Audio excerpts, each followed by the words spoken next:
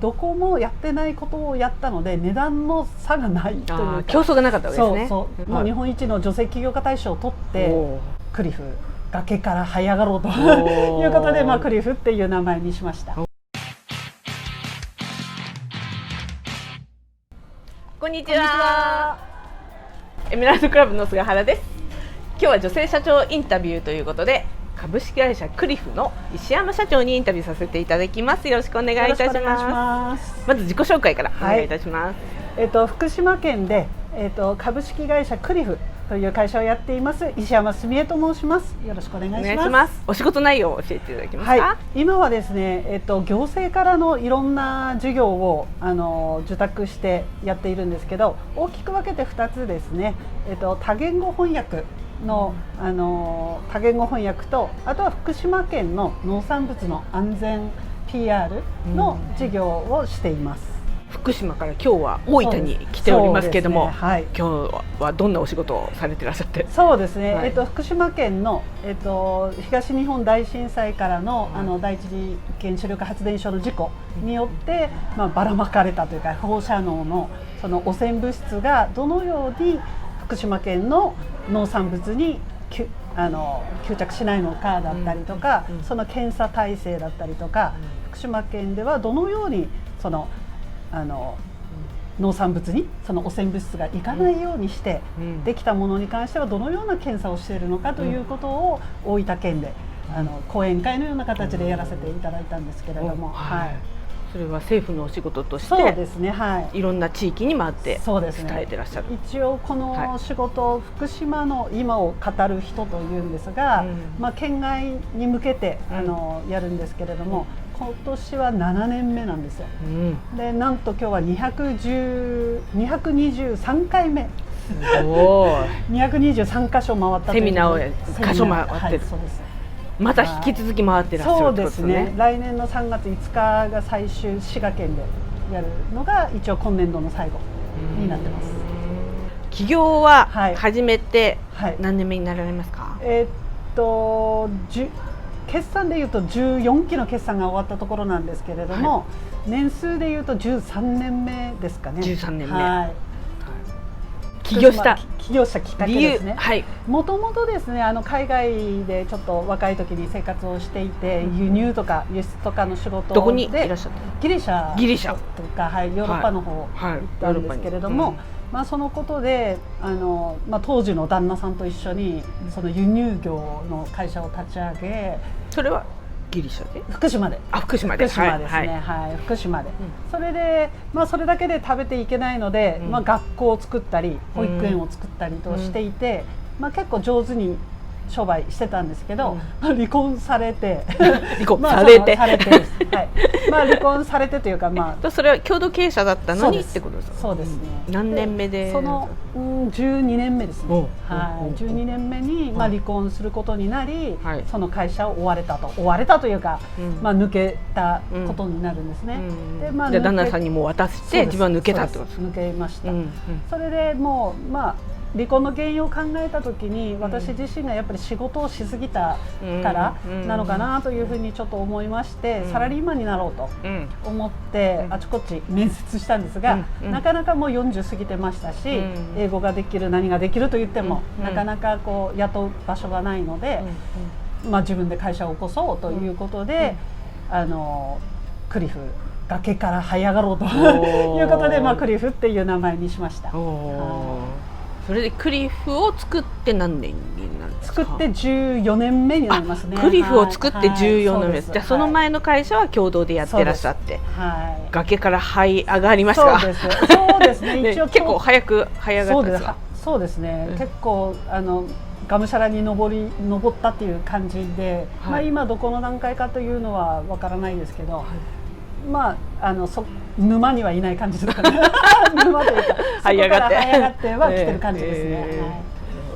最近お仕事で力入れてらっしゃる？そうですね。実は3年計画でうちの会社をですね、事業別にちょっと分けまして、九州分割をしたんですね。で、学童保育事業、保育園の事業を分社化をして、それの株式を、簡単に言うと売却したんですね。で、私はそこの相談役としての、仕事はあるんですが、よりもともとやっているそのクリフのもともとやっているものを中心に、そうやってたのは政府のお仕事とか、そうですね、はい、そちらの方を、中心にするにあたり、ちょっと整理をしていたので、今力入れてるのはその自分の関わるもの、あと今まで関わってきたもの、これからやりたいものというものをちょっと整理している状況ですかね。その整理してるのを今一生懸命やってますね。なるほど。事業をこうやってこられる中で、いいこととか悪いこととかありますけども、振り返って一番大変だったなと思うのは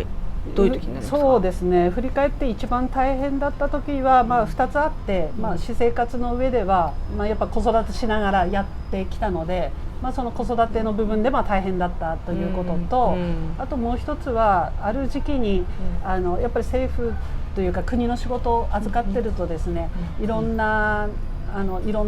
問題というかがあってですね、法律違反はしてないんですけれども、いろいろこんなことをやってるんではないかということで、いろんな、訴えられるまではいかないんですけれども、行政書士でも弁護士でもないのに、なんとなくそういう仕事をしてるんじゃないかと言われたりとか、実際そういうことで、大きな問題があった時代もあって、その時はもう本当に潰れるんじゃないかなというふうに思いましたね。それは大丈夫か？2年かけて、そうですね、2年かけて信用を取り戻したみたいな感じですか？もともと濡れ衣みたいなことだったので、とはいえやはり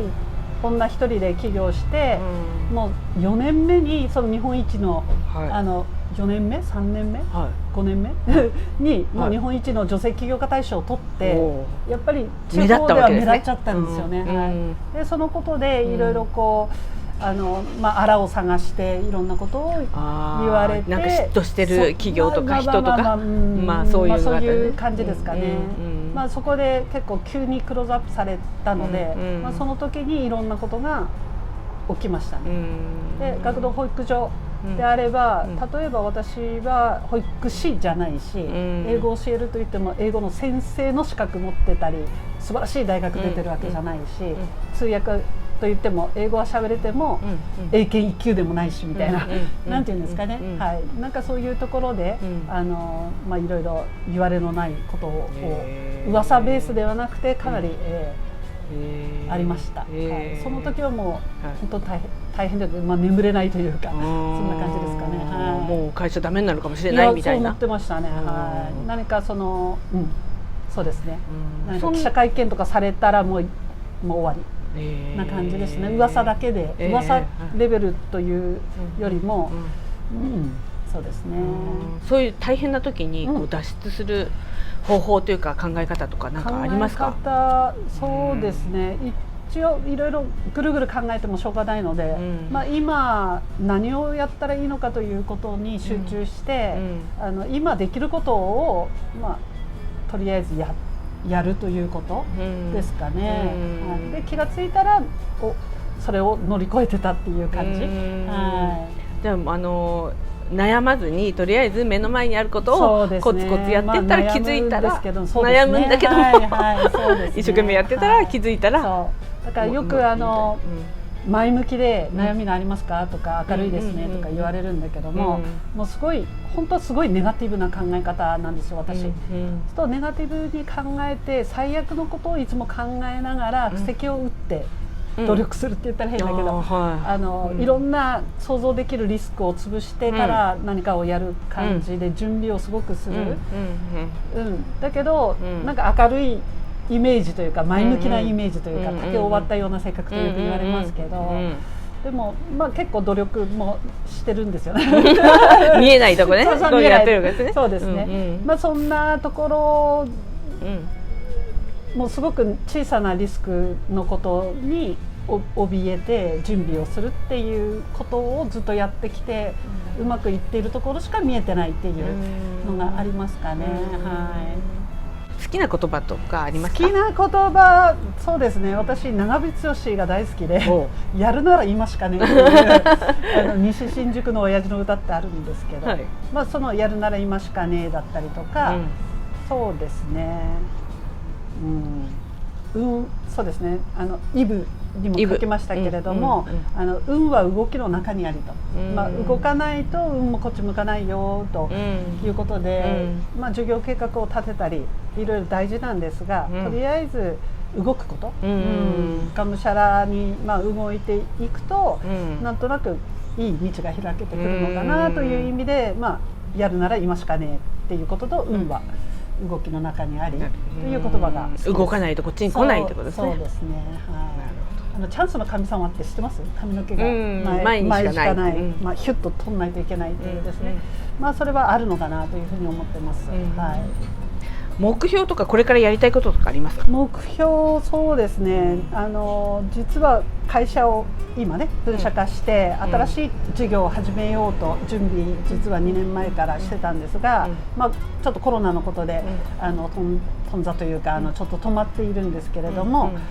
そうですね、目標は、まあ、自分も周りも楽しく明るく病気をせずに、やっていくこと、まあ、すごく平凡なんですけれども、まあ、そういうことを今一生懸命やってですね、まあ、時期が来たらと言ったら変ですが、その時期をタイミングをちょっと静かに待つという時期なのかなというふうに今思ってます。はい、次のことをやるためにってことですか？そうですね。新しいことをやる。そうですね。そのつもりでいろいろ準備はしてますね。準備していると。はい。はい。ありがとうございます。あとこれから起業したい人に対して先輩として何かメッセージしたいことがあれば。そうですね。はい。やっぱり。まあ、みんな一生懸命やってみんな努力はしてるんだけども、やっぱりうまくいくいかない、まあ、みんなうまくいったら世の中成功者ばかりなんですけど、やっぱりうまくいかないんであれば何がうまくいかないのか、検証したり、あとやめる勇気っていうのもやっぱり必要だと思っていて、やめる勇気、はい、何かこうそれは企業を辞めるではなくて、いろんな線をこう出しながらやるので、出したり引っ込めたりする、でも人はここまで頑張ったからもっとやったら大丈夫なんじゃないかみたいに思ってどんどん穴が大きくなったりするので、やっぱりそこのところをちゃんとこう引き際とかですね、何かをやるタイミングとかですね、そういうことを